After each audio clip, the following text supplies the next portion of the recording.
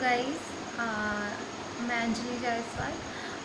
आज इस वीडियो में मैं आपको बताने जा रही हूँ, अगर आपको एक मेंटल काइंड ऑफ थोड़ा प्रॉब्लम अगर स्टार्ट हो चुकी है, the name is sleep paralysis attack. तो आपको उससे कैसे डील करना है, इस वीडियो में मैं आपको बताऊंगी। अगर आप स्लीप पैरालिसिस अटैक में होता क्या है, फर्स्ट ऑफ ऑल कि दो तीन टाइप के स्लीप पैरालिसिस अटैक होते हैं। जब आप अपनी स्लीपिंग आवर्स में उसमें होते हो कि आप ना ही जाग रहे होते हो ना ही सो रहे होते हो, मतलब एक्चुअली आप सो रहे होते हो लेकिन आपका जो रेड आई मोमेंट है वो हो रहा होता है, और आपको ये लगता है कि कोई इंट्रूडर है।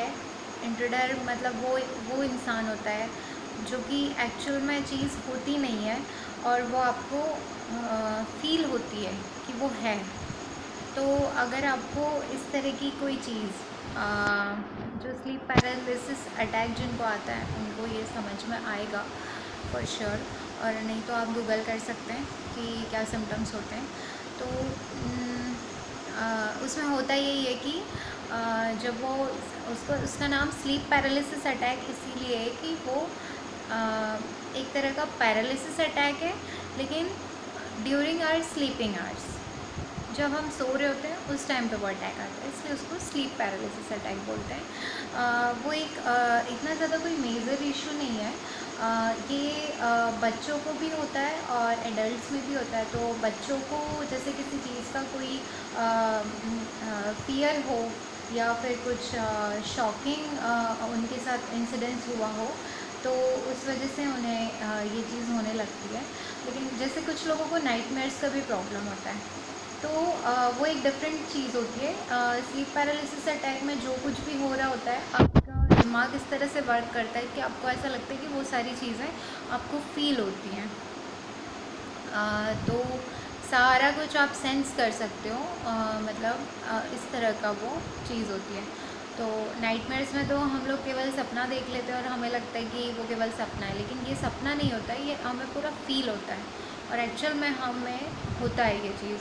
और इन दिस केस ये होता है कि अगर आपको जब अटैक आ रहा है तो आप बहुत स्ट्रगल करते हो अपनी आइज़ को ओपन करने की, या अपनी बॉडी को मूव करने की, अपनी टोज़ और फिंगर्स को हिलाने की या हाथ पैर हिलाने की बहुत कोशिश करते हो, but you won't be able to move anything and you struggled a lot to even open your आई।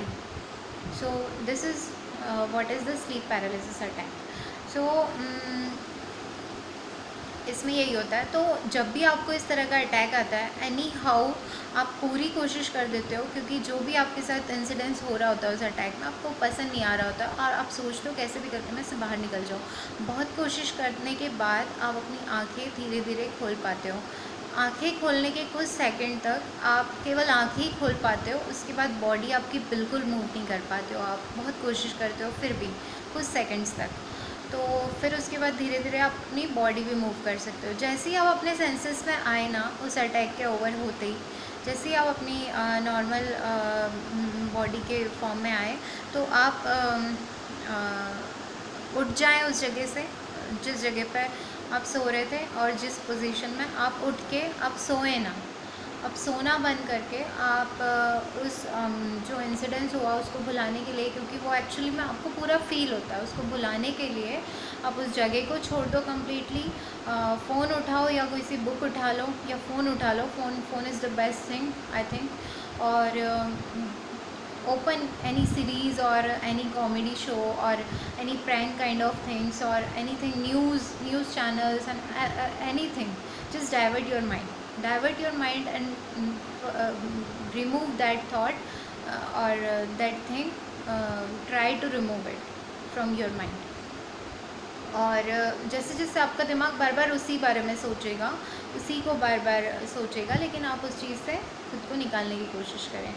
और प्रैंक्स देख सकते हैं मोबाइल में काफ़ी देर तक, जब तक आप पूरी तरह अपना माइंड डाइवर्ट ना कर लें। आपको याद ऑफ कोर्स रहेगी वो चीज़ कि क्या हुआ था, लेकिन उस प्रेजेंट हाफ एन आवर के लिए आप कुछ एक ऐसी एक्टिविटी कर लें जिससे आप अपने माइंड को डाइवर्ट कर लें इन शॉर्ट, और उस प्लेस को चेंज कर दें। जिस पोजीशन में आप सो रहे थे उसको छोड़ के दूसरी पोजीशन में सो जाएं।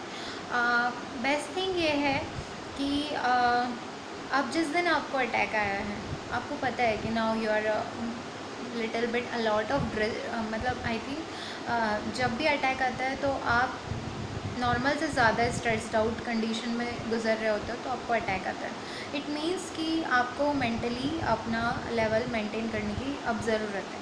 नेक्स्ट डे मॉर्निंग आप उठो और जो मैंने स्टेप्स अपने ओल्ड वीडियोस में बताए हुए हैं कि आपको कैसे अपना हेल्दी मेंटल लेवल मेंटेन करना है, वो आप फॉलो कर सकते हैं अच्छा सा रूटीन। और मॉर्निंग वॉक, एक्सरसाइजिंग और कुछ ऐसी एक्टिविटीज़ जिसमें आपको इंटरेस्ट हो और पॉजिटिव चीज़ें करें।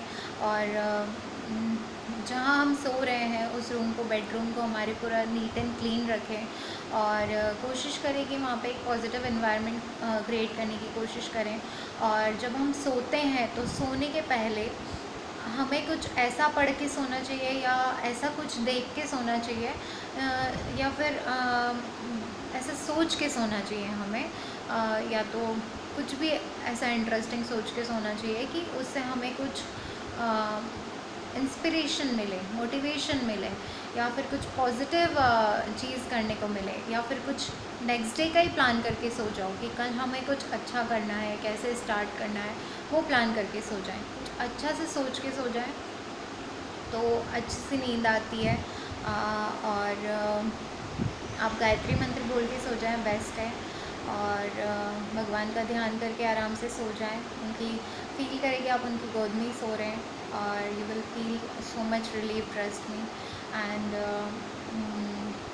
this will go out, no need to worry or no need to take any kind of medicines or medications in this case, और आप इजीली इसको ट्रीट कर सकते हैं। और यही बता रही थी कि बस यही करना है और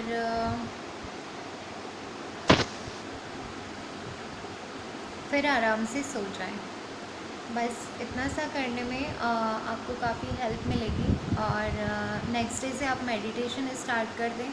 और अगर आप मंदिर जाते हैं या पूजा करते हैं वो स्टार्ट कर दें। भगवान का ध्यान, कनेक्टिविटी, कुछ पॉजिटिव चीज़ों से अपने आप को इंगेज करने की कोशिश करें, अपने दिमाग को इंगेज करने की कोशिश करें। कुछ ऐसी एक्टिविटी स्टार्ट कर दें जिससे आपका स्ट्रेस रिलीज़ हो। तो all these things you can do. और अगर बच्चों को ये चीज़ हो रही है तो बड़ों को तो जैसे पता चल जाता है कि उनके साथ क्या हो रहा है, बच्चों को अगर ये चीज़ होती है तो they need a counsellor for that, क्योंकि बच्चे इतना इजीली किसी को नहीं बताते। तो अभी तो क्योंकि ऐसा टाइम है नहीं कि अपन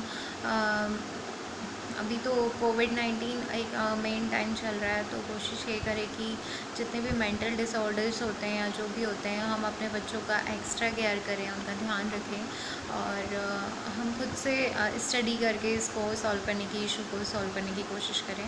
हमारी बच्चों की काउंसलिंग हम खुद से कर लें और बेस्ट कोशिश करें और उनका माइंड डाइवर्ट करने की कोशिश करें उस टाइम पर। Thank you so much. एक नींद प्रॉपर होना बहुत ज़रूरी होता है। जब आपको स्लीप पैरालिसिस अटैक आता है तो आपको सोने से ही डर लग जाता है, इतना स्कैरी सा होता है वो। तो अगर दिन में 2-3 बार आपको नाइट में भी और दिन में भी अटैक्स आ रहे हैं तो it means you are disturbed a lot and you need to work on your mental health immediately. So try to start meditating yourself and start some physical activities and follow a healthy diet and try to take a proper sleep and do not get scared of this thing कि आप अगर सोओगे तो आपको फिर से attack आएगा। It is not like that. Try to sleep and try to help yourself. Thank you so much. Anjali Jaiswal.